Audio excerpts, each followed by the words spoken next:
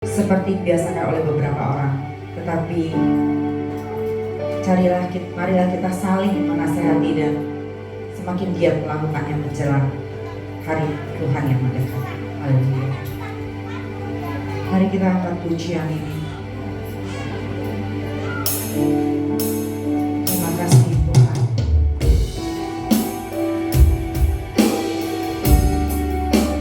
Karena Kau layak dipuji dan disembah. Bertahtalah dalam pujian kami ya Tuhan. Haleluya, haleluya. Alam semesta melukiskan kebesaran Tuhan. Bumi dan surga menyanyikan kemuliaan nama-Nya. Hosana, Hosana,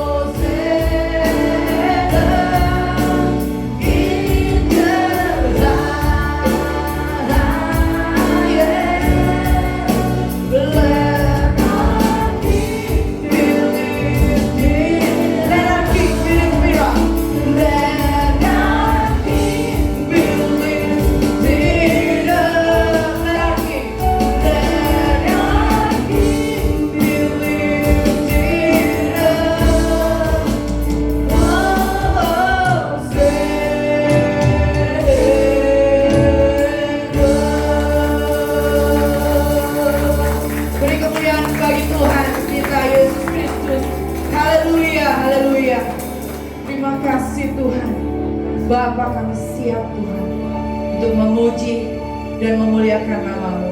Bersyukur untuk kesehatan yang Tuhan beri, hingga kami bisa hadir di tempat ini beribadah, memuji, memuliakan nama-Mu Tuhan. Persembahkan hidup kami ke dalam tangan-Mu semuanya untuk-Mu Tuhan. Hanya di dalam nama Tuhan Yesus Kristus kami mau berdoa dan mengucap syukur. Haleluya. Amin. Shalom jemaat yang dikasih Tuhan. Sehat semua ya hari ini. Luar biasa. Mari kita masuk gerbangnya dengan hati bersyukur.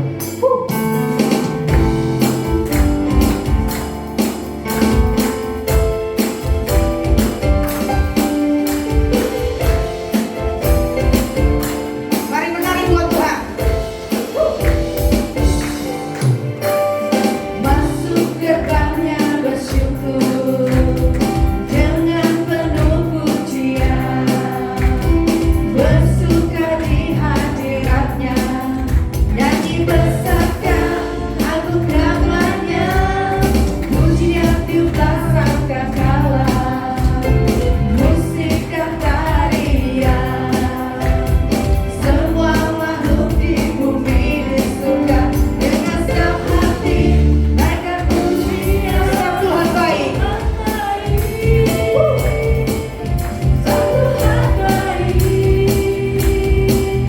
Sebab Tuhan baik, anugerahnya kekal selamanya. Sebab Tuhan baik.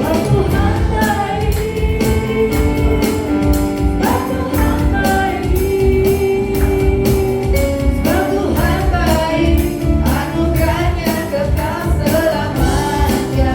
Yesus Kristus Allah Tuhanku.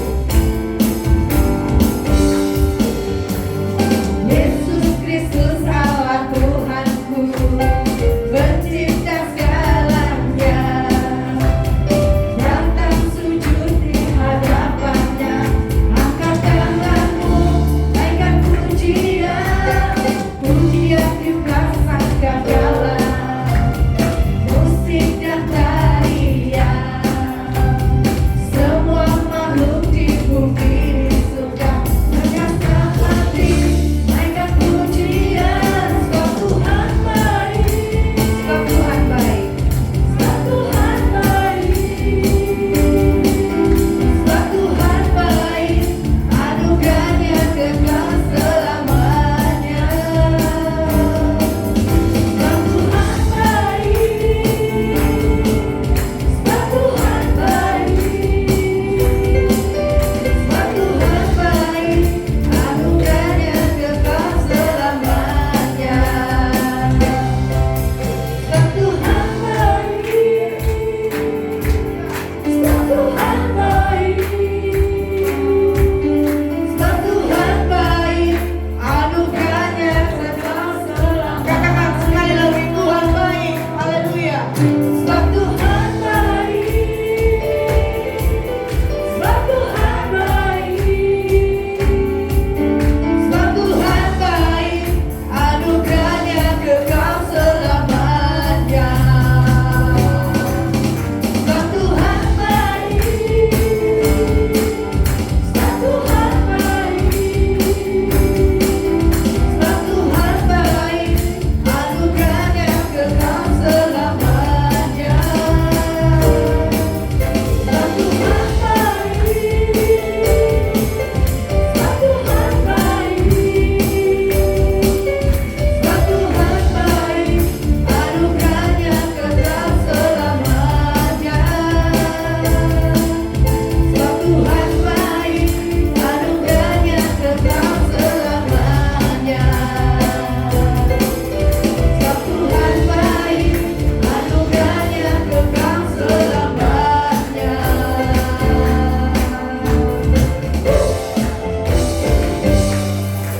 Haleluya. Saudara percaya Allah sanggup bekerja dalam hidup saudara dan saya. Apapun permasalahan dalam hidup kita, Allah sanggup menolong kita semua. Haleluya.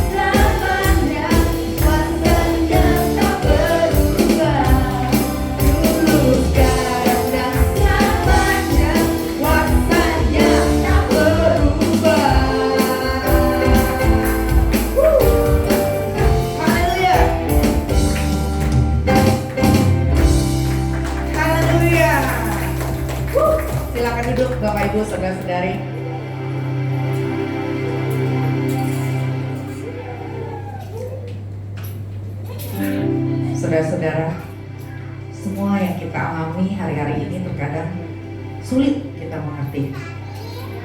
Namun yakin bahwa Tuhan punya rencana yang terbaik. Mari kita persiapkan hati kita untuk mendengarkan penerimaan firman. Kita percaya bahwa Tuhan adalah jawaban hidup kita. Meski kita tidak mengerti apa yang kita alami saat ini, mari kita percaya bahwa Tuhan punya rencana yang terbaik. Haleluya.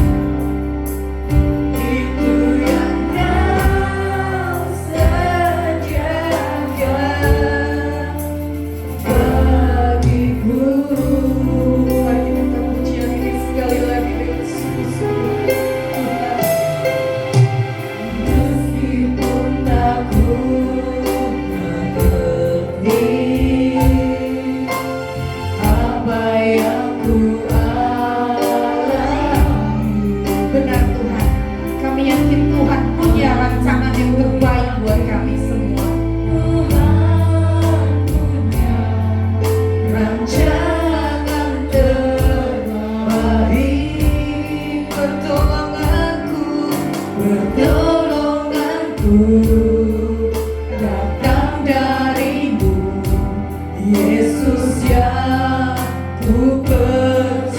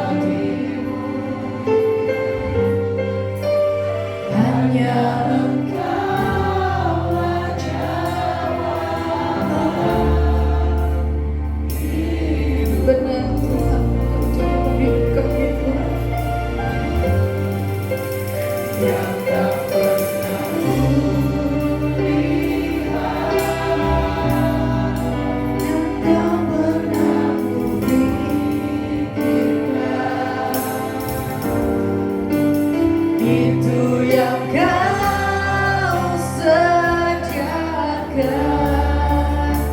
bagimu, yang tak mungkin bagiku, yang tak mungkin bagiku, semua mungkin bagimu. Hanya Engkaulah jawaban hidupku. Saya undang anak sekolah minggu untuk maju ke depan. Yang tak pernah kulihat dan tak pernah kupikirkan, itu yang kau sediakan bagimu, itu yang kau sediakan, itu yang kau sediakan bagiku, itu yang kau sediakan, itu yang kau sediakan bagiku.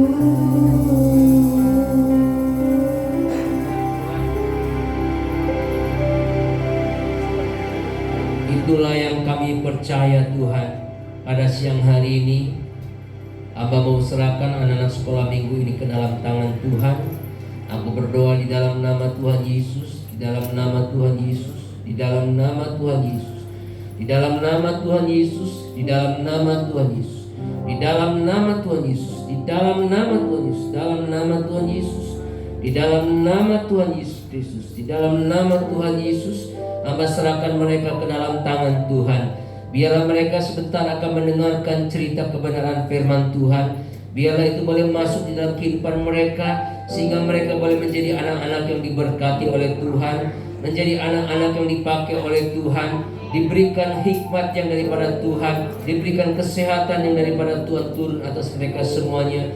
Guru-guru yang mengajar juga Tuhan memberikan hikmat, kasih urapan daripada Engkau. Sebentar kami akan mendengarkan kebenaran firman Tuhan. Berbicaralah kepada kami, karena kami siap mendengarnya. Di dalam nama Tuhan Yesus Kristus kami berdoa. Haleluya. Amin. Puji Tuhan. Shalom saudara-saudara.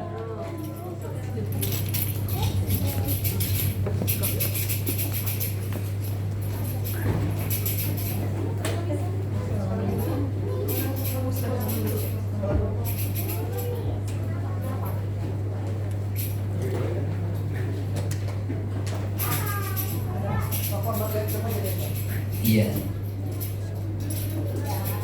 Puji Tuhan ya saudaraku yang terkasih di dalam Tuhan.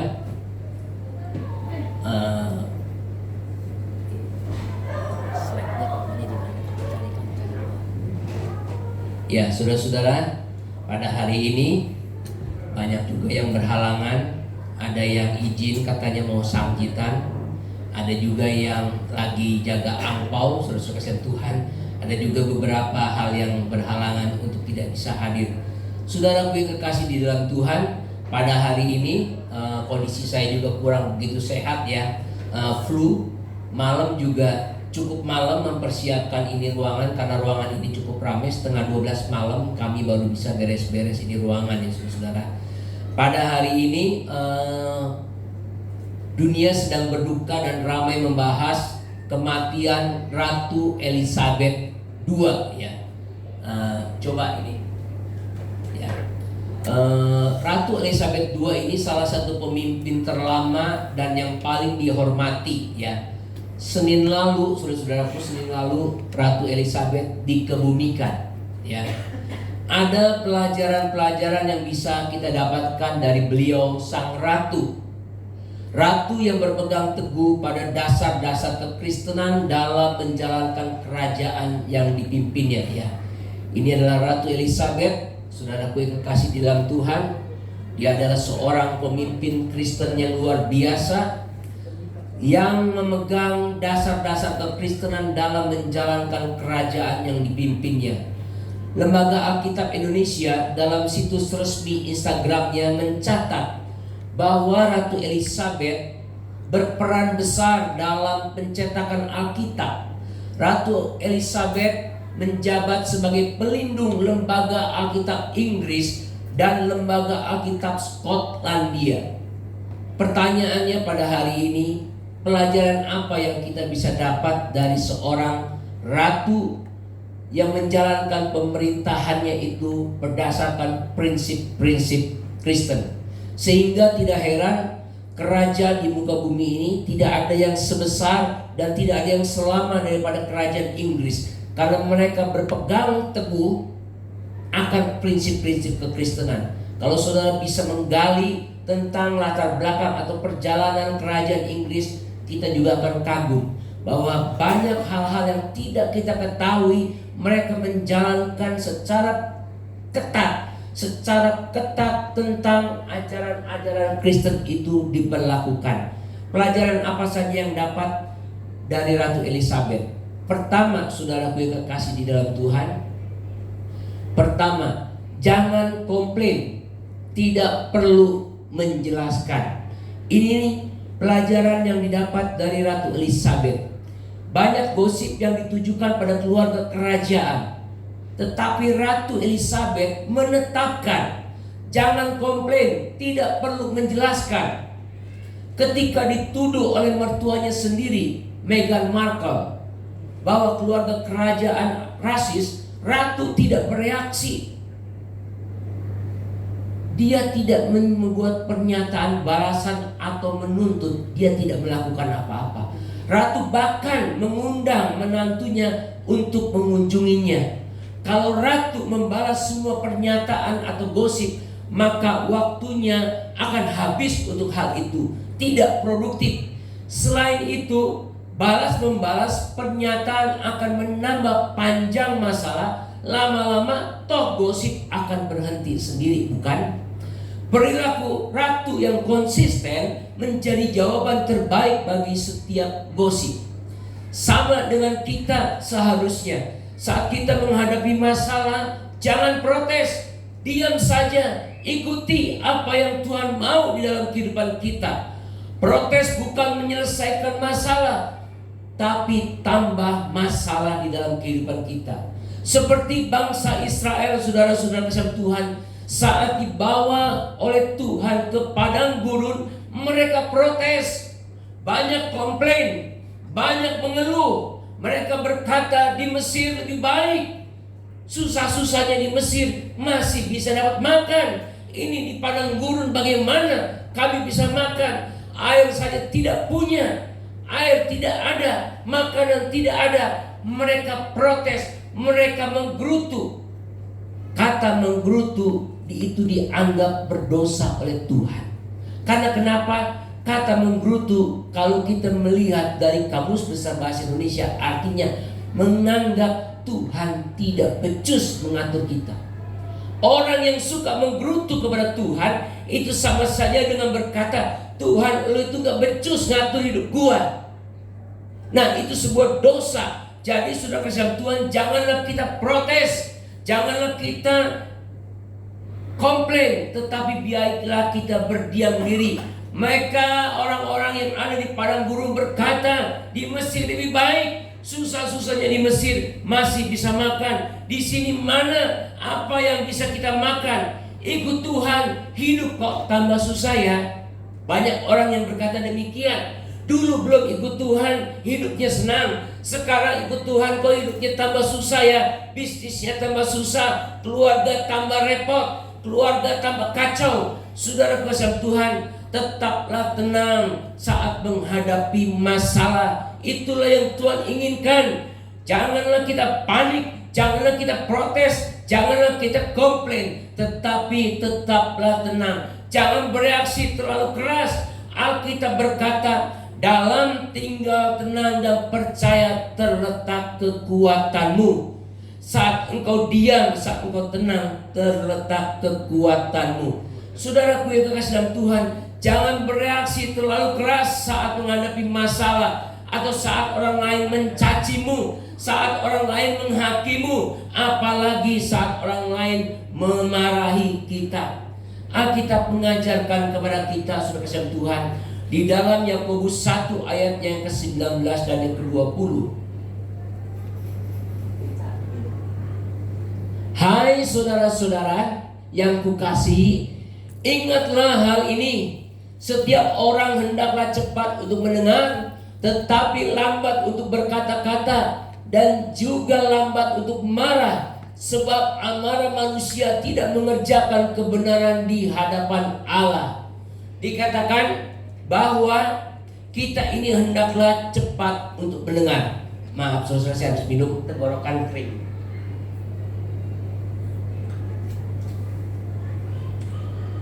Hendaklah cepat untuk mendengar, tetapi lambat untuk berkata-kata, juga lambat untuk marah. Sebab amarah manusia tidak mengerjakan kebenaran di hadapan Allah. Alkitab mengajarkan kepada kita untuk cepat mendengar, lambat untuk berkata-kata. Artinya jangan cepat bereaksi atas masalah yang kita hadapi. Bahkan Alkitab mengajarkan amarah manusia tidak mengerjakan kebenaran di hadapan Allah. Saudara marah, gak ada artinya apa-apa di hadapan Allah. Tetap tenang, jangan panik, serahkan semuanya sama Tuhan. Biarkan Tuhan yang bekerja atas hidup saudara dan saya. Biarkan Tuhan yang bekerja, bukan kita yang bekerja. Tuhan punya rencana yang indah atas hidup saudara dan saya. Terkadang itu tidak terlihat oleh mata kita.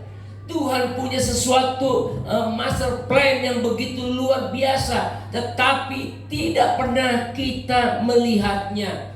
Saat bangsa Israel di padang gurun, bangsa Israel tidak melihat tanah Kanaan, tanah yang kaya akan susu dan madu, yang limpah dengan kesuburan. Mereka tidak melihat, mereka hanya melihat sekarang, saat ini. No, sekarang adalah mereka mengalami kelaparan, mereka mengalami masalah, air tidak ada, makanan tidak ada, tetapi mereka tidak melihat ke depan. Sama dengan kita, saudara kasih Tuhan, saat kita mempunyai masalah, biar kita tenang supaya kita bisa melihat masa depan kita yang penuh dengan harapan. Itulah janji Tuhan kepada kita sekalian. Tetaplah tenang, jangan bereaksi terlalu cepat, apalagi marah terlalu cepat. Tidak akan membawa kebaikan buat kita orang percaya. Ada pepatah Cina yang mengatakan, mundur 2 langkah, maju 1 langkah. Maksudnya saat emosi bergejolak, ambillah 2 langkah untuk mundur dan 1 langkah untuk maju, agar kita tidak mengambil keputusan yang salah. Itu betul. Harus mundur 2 langkah, maju 1 langkah, jangan dibalik. Maju 1 langkah, mundur. Maju 2 langkah, mundur 1 langkah. Jangan. Kita harus mundur 2 langkah, maju 1 langkah, supaya jangan kita mengambil salah keputusan. Ada sebuah cerita di negeri Tiongkok, saudara Tuhan. Hiduplah sepasang suami istri yang mempunyai seorang bayi yang mungil, ya, dan juga dia mempunyai anjing yang dipiara dari sejak kecil, dari sejak bayi anjing itu dipiara, saudara Tuhan. Anjing itu nurut sekali, anjing ini penyayang, mengasihi keluarganya dan menjaga dan merawat keluarganya. Jadi setiap kali kalau suaminya ini pergi ke kota untuk menjual hasil tanamannya, si anjing itulah suka menjaga, membantu istrinya untuk merawat anaknya, bayinya itu. Tetapi suatu ketika, saudara Tuhan, tidak bisa dihindari, suami istrinya harus pindah, harus pergi ke kota bersama-sama karena barangnya terlalu banyak. Akhirnya dibiarkannya lah anak yang tadi tidur itu dengan anjingnya. Saat suami istri ini pulang, saudara Tuhan, dia melihat anjingnya itu lari mendekati dia, menggonggong-gonggong dengan moncongnya yang berdarah. Suaminya kaget. Wah, ditambah lagi istrinya juga berkata, "Pak, lihat tuh anak kita sudah dimakan sama si dogi itu." Akhirnya si suaminya itu suka sama Tuhan, dia ambil kayu, dia pukul itu anjing sampai mati. Tai. Ya. Ternyata suka sama Tuhan, setelah anjing itu mati, dia hampiri bayinya. Ternyata bayinya ada sedang tidur terlelap, dan di samping bayi itu ada seekor ular. Nah, itulah emosi seringkali tidak mendatangkan hal yang baik. Tidak mendatangkan hal yang baik. Bahkan kita mengalami kekecewaan. Ada cerita lagi di Amerika. Seorang petani, dia membeli mobil, saudara sekalian Tuhan. Dia beli mobil dengan hasil jerih payahnya, dia beli mobil. Dia senang sekali dengan mobil ini. Akhirnya dia pakai, dia bawa pergi. Kotor. Dia punya anak balita. Anak balita ini, dia lihat mobil papanya kok kotor ya. Dibersihin, saudaraku, dilap, dicuci. Dilapnya tahu pakai apa? Pakai serabut yang aluminium itu ya, yang gosokan itu. Airnya baret, semuanya baret. Pas papanya pulang, papanya marah sekali. Akhirnya dipukul tuh anak, tangannya. Pukul terus. Nangis anaknya, nangis, papa maafkan saya. Papanya pukul terus. Akhirnya karena lukanya parah dibawa ke dokter.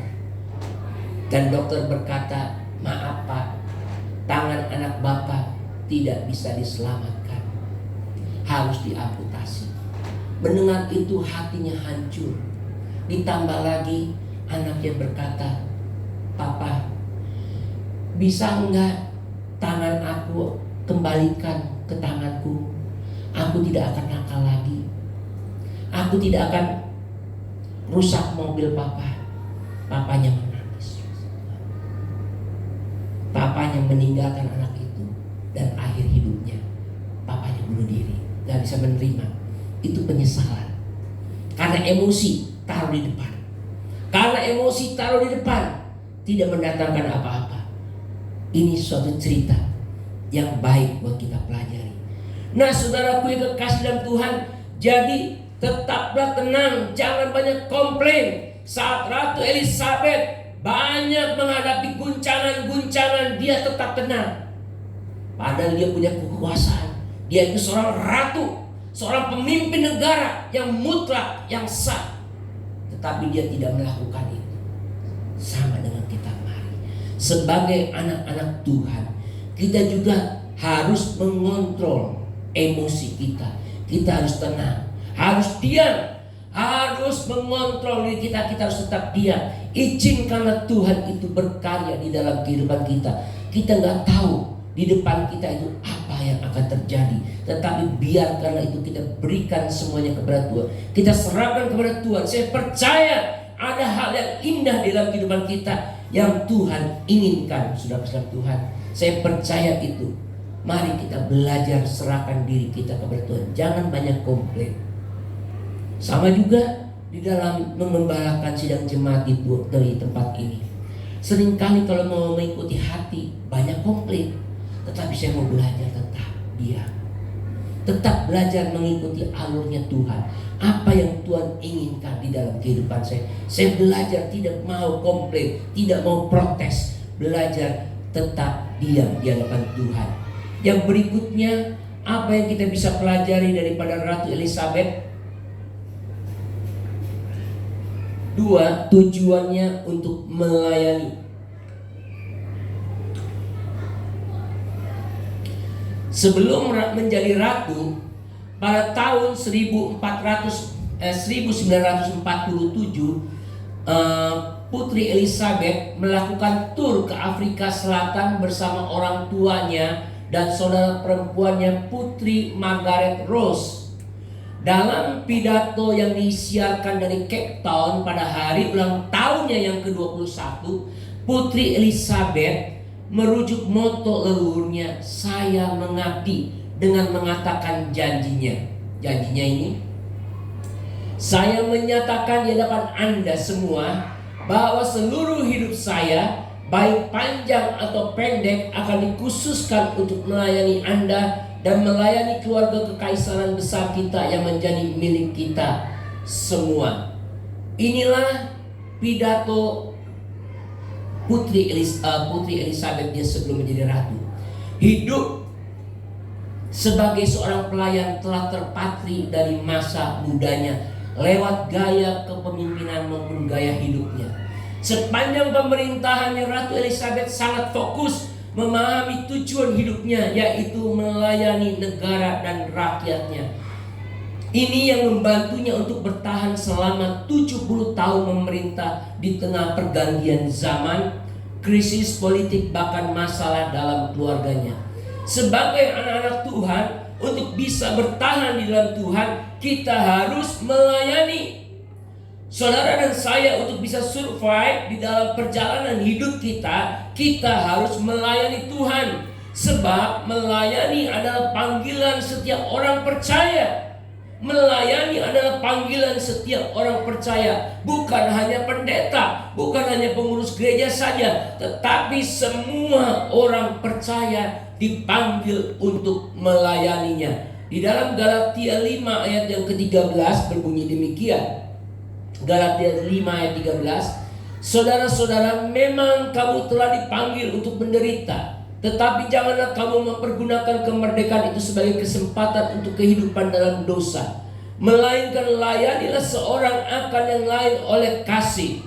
Jadi bukan saja saudara dan saya dimerdekakan, bukan saudara dan saya diselamatkan, tetapi saudara dan saya dipanggil untuk melayani. Ayat ini jelas sekali bahwa kita dipanggil bukan hanya untuk dimerdekakan, tetapi juga untuk melayani. Lebih tegas lagi Tuhan Yesus berkata bahwa setiap orang yang ingin menjadi besar, ia harus menjadi pelayan. Kita baca di dalam Markus 10 ayat yang ke-43.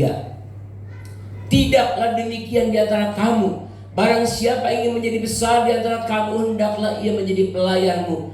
Dan barang siapa ingin menjadi yang terkemuka di antara kamu, hendaklah ia menjadi hamba untuk semuanya. Inilah perkataan Tuhan Yesus, saudara kasih Tuhan. Dia menegaskan barang siapa yang ingin menjadi besar, ia harus menjadi seorang pelayan. Saudara dan saya adalah seorang pelayan. Seorang pelayan di mata Tuhan.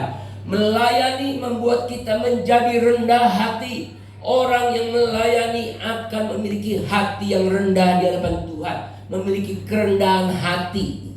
Tanpa kita melayani, kita tidak mungkin bisa mempunyai kerendahan hati. Juga sekalian Tuhan, orang yang melayani adalah orang yang mengandalkan Tuhan. Mengandalkan Tuhan senantiasa.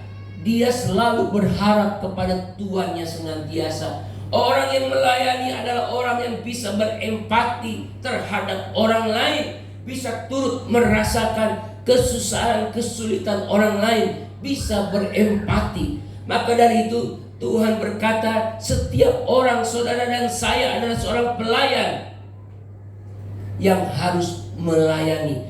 Kalau engkau pengen tetap bertahan di dalam hidupmu, engkau harus menjadi seorang pelayan. Tahu sebenarnya siapa kita di hadapan Tuhan? Kalau saudara dan saya melayani, saudara dan saya tahu siapa sebenarnya saudara dan saya di hadapan Tuhan. Yang tidak lain hanyalah sebutir debu yang tiada berguna. Tetapi oleh anugerah Tuhan kita diberi kehormatan untuk bisa melayani Tuhan. Jadi melayani Tuhan adalah suatu kehormatan. Melayani Tuhan bukanlah suatu beban. Melayani Tuhan adalah sebuah kemuliaan yang Tuhan berikan kepada kita. Banyak orang tidak menyadari akan hal ini. Melayani dianggap sebuah beban, tetapi sebenarnya melayani adalah sebuah kehormatan di mata Tuhan. Mari saudara dan saya, mari kita saling melayani satu dengan yang lain. Seperti yang dicontohkan oleh Ratu Elizabeth. Dia berikrar, aku akan melayani. Aku ini sebagai pelayan. Aku ini sebagai pelayan. Padahal dia adalah seorang ratu yang luar biasa. Nah, saudara kasih Tuhan, itu pelajaran yang kedua. Pelajaran yang ketiga, apa yang kita dapat saudara kasih Tuhan? Mendengarkan dan berubah. Inilah yang dilakukan oleh Ratu Elizabeth, mendengarkan dan berubah. Salah satu alasan Ratu Elizabeth bisa bertahan karena ia bersedia mendengarkan nasihat orang lain. Salah satu Ratu Elizabeth bisa bertahan selama 70 tahun memimpin Inggris karena dia mendengarkan nasihat orang lain, bahkan yang berlawanan dari sudut pandangnya. Ia juga tidak segan mengubah pikirannya. Dia tidak keberatan dia merubah konsep pikirnya. Contoh, saat kematian Putri Diana, kita tahu yang begitu heboh sekali, Putri Diana. Ratu Elizabeth itu sebetulnya nggak mau ke depan, nggak mau ngasih karangan bunga, nggak mau ngasih pidato, nggak mau. Tetapi Ratu Elizabeth itu dinasehati oleh penasehatnya.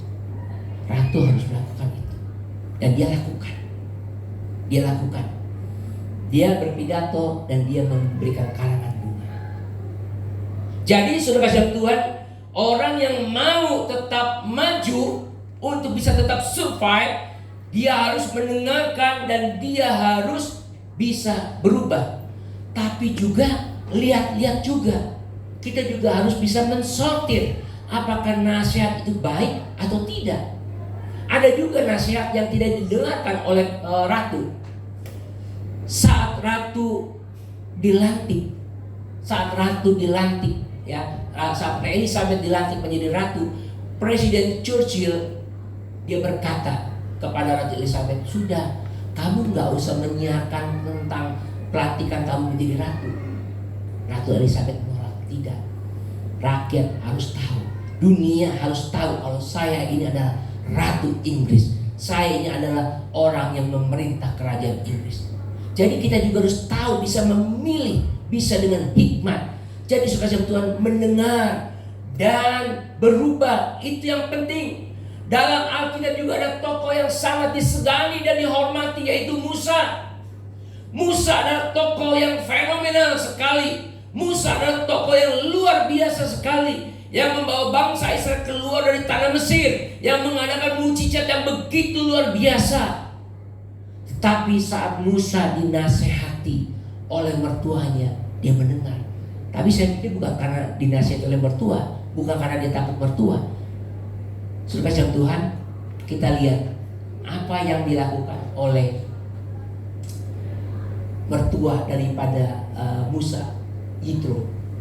Tetapi mertua Musa menjawabnya, tidak baik seperti yang kau lakukan itu. Engkau akan menjadi sangat lelah, baik engkau, baik bangsa yang berserta engkau ini, sebab pekerjaan ini terlalu berat bagimu. Takkan sanggup engkau melakukan seorang diri saja. Ceritanya begini, saudara Tuhan. Musa ini sebagai pemimpin bangsa Israel, setelah bangsa Israel keluar dari tanah Mesir, dia itu menjadi hakim yang menghakimi setiap perkara-perkara yang ada setiap hari. Yitro melihat, Musa, lu gak bisa begini caranya, lu bisa mati, lu capek, bangsa juga capek, rakyat juga capek, lu harus berubah. Sebetulnya ada banyak alasan untuk bisa menolak Musa. Yitro mungkin dalam hatinya, lu gak tahu gue ini pemimpin besar, gue ini orang hebat, lu gak tahu ya, gak ada orang yang lebih ditakuti di bangsa Israel selain gue. Tetapi Musa tidak melakukan itu. Saudara kasih Tuhan, dia memberikan nasihat. Dia memberikan nasihat begini. Jadi sekarang dengarkanlah perkataanku ini, Yitro. Aku akan memberi nasihat kepadamu dan Allah akan menyertai engkau. Adapun engkau wakili bangsa itu di hadapan Allah dan kau hadapkan perkara-perkara mereka kepada Allah. Jadi dengarkanlah perkataanku. Yitro ini berkata kepada Musa, dengarkanlah. Dan Musa melakukannya. Di ayatnya yang ke-24, Musa mendengarkan perkataan mertuanya itu dan dilakukannya segala yang dikatakannya. Orang yang hidupnya mau diangkat Tuhan harus mempunyai sikap kerendahan hatian dalam hidupnya. Seperti yang saya katakan, kalau dilihat Musa punya alasan untuk menolak nasihat mertuanya. Musa orang yang hebat di masa itu. Tidak ada orang yang bisa menyamai kehebatan Musa pada waktu itu. Tetapi Musa mempunyai kerendahan hatian untuk menerima teguran dan masukan daripada orang lain. Sama dengan kita. Jika kita mau lebih dipakai oleh Tuhan, kita juga harus mau ditegur dan diberitahu. Harus mau ditegur dan diberitahu. Jangan orang bilang aubat, kepala batu, ya nggak bisa dikasih tahu, ya. Pertama-tama kita harus mau dikasih tahu oleh siapa? Oleh Tuhan. Karena kenapa? Tuhan itu yang tidak kelihatan. Lah, yang tidak kelihatan aja lu nggak taat, apalagi yang sama yang kelihatan. Tidak mungkin lu bisa taat. Sudah kasih Tuhan. Jadi pertama-tama kalau Tuhan berbicara kepada kita melalui keadaan, Tuhan itu banyak bisa berbicara melalui keadaan, melalui situasi, melalui pasangan kita, melalui anak kita, melalui bisnis kita, melalui lingkungan, melalui apa saja Tuhan bisa berbicara. Dan di saat itulah apakah kita mau berubah atau tidak. Apakah saudara dan saya itu mau berubah atau tidak. Itu pertanyaan kita pada siang hari ini. Tuhan seringkali berbicara kepada kita melalui situasi keadaan hidup kita. Mungkin kita mendadak sakit. Ada apa? Apakah yang Tuhan inginkan dalam kehidupan saya? Atau mungkin dalam usaha kita mendadak kita mungkin ditipu oleh orang. Apakah yang Tuhan mau melalui peristiwa ini? Kita belajar untuk dikoreksi oleh Tuhan, supaya kita percaya dan berharap selalu kepada Dia. Tetapi kenyataannya sudah Tuhan, kita tidak pernah mendengarkan Tuhan. Malah kita berkata dan menuduh Tuhan itu tidak baik dan pilih kasih. Kalau kita ditegur oleh Tuhan, kalau kita diingatkan oleh Tuhan, kita malah berbalik menuduh Tuhan pilih kasih, menuduh Tuhan itu tidak baik. Tuh, lihat tuh dia tuh. Dia nggak aktif ke gereja, tapi hidupnya diberkati Tuhan. Apalagi tidak pernah ngasih persembahan, tapi kok diberkati oleh Tuhan. Kita seringkali mencurigai Tuhan saat kita ditegur Tuhan atau dihajar Tuhan melalui masalah hidup kita. Seringkali kita curiga sama Tuhan, padahal Alkitab memberitahu kepada kita, orang yang ditegur, orang yang dinasihati adalah orang yang dikasihi. Kita lihat di dalam Wahyu 3 ayat yang ke-19. Barang siapa ku kasihi, ia ku tegur dan ku hajar. Sebab itu relakanlah hatimu dan bertobatlah. Kalau saudara dan saya ditegur dan dihajar, itu tandanya saudara dan saya dikasihi oleh Tuhan. Lebih tegas lagi dalam Ibrani 12 ayat yang ke-5 dan ke-6. Dan sudah lupakah kamu akan nasihat yang berbicara kepada kamu seperti kepada anak-anak? Hai anakku, janganlah anggap enteng didikan Tuhan, dan janganlah anggap putus asa bila engkau diperingatkannya. Karena Tuhan mengajar orang yang dikasihinya, dan ia menyesal orang yang diakuinya sebagai anak. Jadi jangan anggap enteng didikan Tuhan, dan Tuhan mengajar orang yang apa? Yang dikasihinya. Ia menyesal orang yang diakuinya sebagai anak. Kalau saudara dihajar, kalau saudara diingatkan oleh Tuhan, ingat, saudara artinya dicintai oleh Tuhan. Jadi saat saudara dan saya ditegur dan dihajar Tuhan melalui kehidupan yang saudara dan saya jalani ini tandanya Tuhan sayang sama saudara dan saya. Dunia pendidikan barat sangat membahayakan sekali jika dibandingkan dengan pendidikan timur.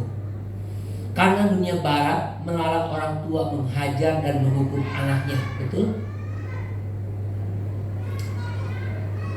Kalau anaknya salah, di barat itu nggak boleh dipukul, nggak boleh dihukum. Ada anak kecil mungkin baru balita di barat mau dihukum, dia jawabnya apa? I call 911. Itu celaka. Kalau udah dipencet itu 911, itu polisi datang, bapaknya bisa tangkap. Karena kenapa? Di barat itu orang tua tidak boleh menghukum, sehingga banyak menjadi anak-anak yang lemah, anak yang tidak tahu didikan, yang tidak pernah mendapatkan hukuman, menjadi anak-anak yang lemah. Tapi kita puji syukur kepada Tuhan kalau Alkitab berkata, kalau saudara dihajar itu tandanya saudara dikasihi sebagai anak, diakui sebagai anak. Kalau saudara dididik oleh Tuhan itu tandanya saudara diakui sebagai anak-anak Tuhan. Hidup kita juga sama. Saudara kasih Tuhan, kita harus menerima didikan Tuhan. Dan kita melihat banyak anak-anak di negara barat yang hidupnya berantakan karena tidak tahu arti namanya hukuman, yang tidak tahu arti yang namanya hajaran daripada orang tua. Hidupnya berantakan. Jadi saudara dan saya, jikalau engkau tidak pernah dihajar oleh Tuhan, kalau saudara tidak pernah dihukum oleh Tuhan, hidupmu akan berantakan. Engkau tidak tahu arti yang namanya pukulan Tuhan, hajaran Tuhan, nasihat Tuhan. Engkau tidak pernah mengetahuinya, hidupmu akan berantakan. Kalau kita tidak mau diajar dan ditegur sama Tuhan, kita akan menerima konsekuensinya. Hidup kita akan berantakan. Ratu Elizabeth bersedia berubah dan maju. Begitu juga dengan Musa. Dan masih banyak lagi tokoh dalam Alkitab yang ditegur Tuhan mau berubah, yang pada akhirnya hidupnya menjadi lebih baik. Tidak ada orang yang ditegur oleh Tuhan menerima hidupnya jadi berantakan, nggak ada. Tapi banyak sekali Alkitab mencatat orang yang ditegur oleh Tuhan memberontak, melawan kepada Tuhan, hidupnya kacau, hidupnya berantakan. Apakah saudara dan saya mau berubah pada hari ini? Jikalau Tuhan berbicara kepada saudara dan saya pada siang hari ini, mari kita membuka hati kita dari depan Tuhan. Terakhir, ada satu perkataan ratu yang sangat terkenal. Sudah kasihan Tuhan, saya lupa tulis di slide-nya. Jangan menganggap diri terlalu serius, terlalu tinggi. Tidak ada seorang pun yang punya monopoli terhadap kebijaksanaan. Ini kata-kata Ratu Elizabeth yang terkenal. Jangan menganggap diri terlalu serius, terlalu tinggi. Tidak ada seorang pun yang punya monopoli terhadap kebijaksanaan. Artinya, hidup jangan terlalu sombong untuk tidak bisa ditegur atau dikasih tahu, sebab manusia itu terbatas, tidak bisa menguasai monopoli atas hidupnya. Ratu, orang yang hebat, bisa melakukan itu. Kenapa kita tidak? Ratu Elizabeth bisa melakukannya. Kenapa kita tidak bisa melakukannya? Sehingga tidak heran, tidak ada kerajaan yang besar dan sehebat Inggris yang masih berpegang teguh kepada ajaran-ajaran inti kekristenan. Saya percaya, jikalau hidup saudara dan saya memegang kepada inti ajaran kekristenan, hidupmu juga akan diberkati oleh Tuhan. Apapun keadaannya, apapun situasinya, bagaimanapun krisis yang kita hadapi, Tuhan pasti akan menolong kita. Amin buat firman Tuhan. Saya undang pemain musik. Kita nyanyikan pujian Engkaulah Perisaiku.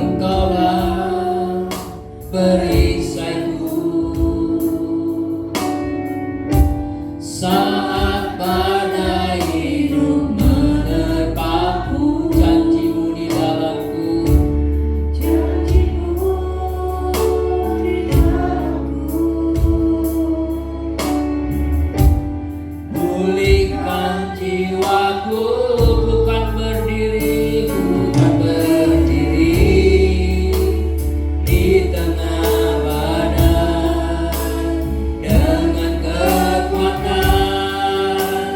yang Kau berikan.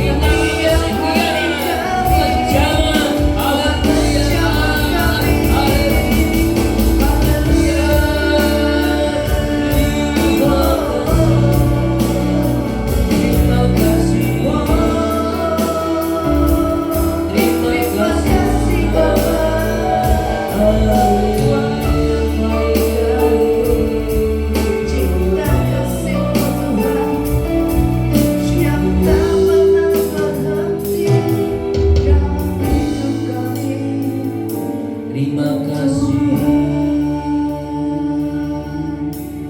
Bukan berdiri di tengah badai dengan kekuatan yang Kau berikan sampai kapanpun. Bukan bertahan karena Yesus selalu menopang. Bukan bertahan dalam keadaan dengan kekuatan yang Kau berikan sampai kapanpun.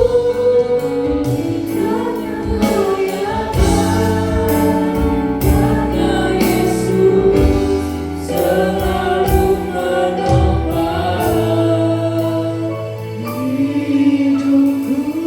Ya benar Tuhan, karena Yesus yang menopang hidup kami Tuhan. Tanpa Tuhan yang menopang hidup kami sudah hancur. Tanpa Tuhan, kami tidak ada arti apa-apa Tuhan. Terima kasih Tuhan. Terima kasih Kau sudah mengingatkan kami. Terima kasih Kau sudah berbicara kepada kami. Terpujilah nama Tuhan kekal selama-lamanya. Di dalam nama Tuhan Yesus Kristus kami berdoa. Yang percaya mari kita katakan amin. Puji Tuhan. Amin.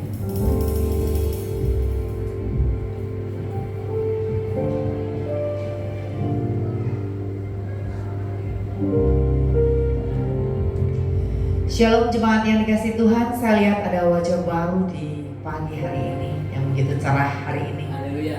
Haleluya, kami menyambut Anda sekalian semua. Jika saudara-saudara belum ada tempat beribadah yang tetap, bisa datang kembali minggu depan. Karena this is your house, this is your home.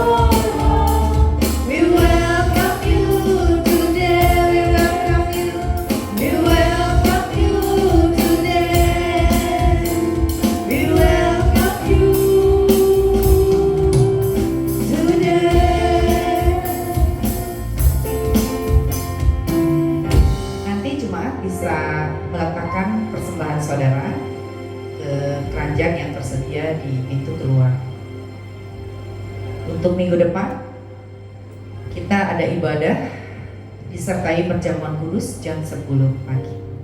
Saya berserah kepada saudara-saudara, terima kasih buat kehadiran pada siang hari ini. Memang banyak yang tidak hadir pada hari ini ya, banyak hambatan dan rintangan ya. Gereja di tempat ini juga memang mungkin orang kurang tahu juga ya, karena kurang publikasi, karena di hotel ini terbatas publikasinya, tidak boleh sembarangan karena dianggap takutnya mengganggu. Jadi kami mengundang semua untuk kita lebih aktif lagi memberitahukan kepada teman-teman kita untuk beribadah. Minggu depan kita ibadah akan disertai dengan perjamuan kudus, dan minggu kedua kita akan dilayani oleh Bapak Pendeta Timothy Surojo dari GBI Cijantung. Minggu keempat kita akan dilayani oleh Bapak Evangelis Yusak Purnomo dari GKI Sunter ya. Itu saja saudara kasih Tuhan, marilah kita setia beribadah kepada Tuhan. Senang sekali buat kehadiran ya, buat Roya Cia, terima kasih, Tuhan memberkati. Saya percaya apa yang kita kerjakan hari ini tidak akan sia-sia. Tuhan catat semuanya itu di dalam buku kehidupan. Tidak ada yang tidak sia-sia. Apa yang kita tabur itu Tuhan akan berikan. Dan ingat, Tuhan tidak pernah berhutang kepada siapapun ya. Banyak juga yang berhalangan yang punya anak ya. Ada 2 keluarga yang berhalangan hari ini tidak hadir karena anaknya ya suka sama Tuhan. Baik saudara, saya akan undang bangkit berdiri. Kita akan akhiri ibadah kita pada siang hari ini. Kita nyanyikan pujian besar anugerah.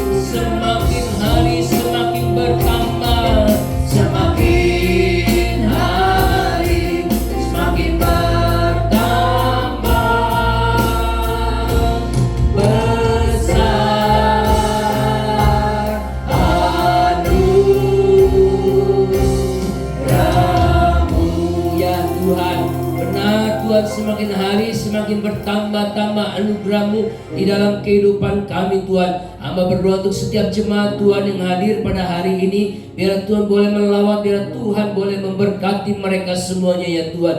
Yang tidak hadir biar Tuhan boleh melindungi, menyertai mereka. Yang sakit biar Tuhan menyembuhkannya. Berdoa untuk Daud Tuhan yang matanya Tuhan boleh berangsur pulih. Biar Tuhan boleh menjamah dia. Tuhan hamba serahkan ke dalam tangan Tuhan. Terima kasih ya Bapa, yang hamba tidak tahu juga mendengar beritanya. Biar Tuhan boleh melawat mereka semuanya ya Tuhan. Tuhan, kalau sebentar kami juga akan memberikan persembahan, biar Tuhan boleh menjamah tangan-tangan yang memberi dengan kerelaan hati untuk Tuhan pakai bagi pekerjaan Tuhan di tempat ini. Tuhan memberkati mereka semuanya ya Bapa. Terpujilah nama Tuhan kekal selama-lamanya. Hamba juga berdoa untuk bangsa dan negara ini. Tuhan memberkati kesejahteraan bangsa dan negara ini. Tuhan memberikan ketentraman. Tuhan tolonglah semuanya ya Bapa. Terima kasih saudara-saudara, mari kita mengangkat kedua tangan kita di hadapan Tuhan. Jikalau Engkau benar-benar memperhatikan firman Tuhan, apa yang Tuhan perintahkan kepadamu pada hari ini, dan melakukan apa yang Tuhan katakan, maka segala berkat Tuhan akan mengalir dalam kehidupanmu. Engkau akan diberkati dalam usahamu, engkau akan diberkati dalam pekerjaanmu, engkau akan diberkati dalam studimu, engkau akan diberkati baik saat engkau masuk maupun saat engkau keluar rumahmu. Maka dari itu saudara-saudara dalam Tuhan, pulanglah dengan membawa berkat daripada Allah Bapa, kasih daripada Tuhan Yesus Kristus, dan persekutuan yang manis dengan Roh Kudus yang menyertai saudara mulai saat ini sampai Tuhan Yesus datang menjemput kita di awan-awan yang permai. Di dalam nama Tuhan Yesus Kristus kami berdoa, haleluya, amin.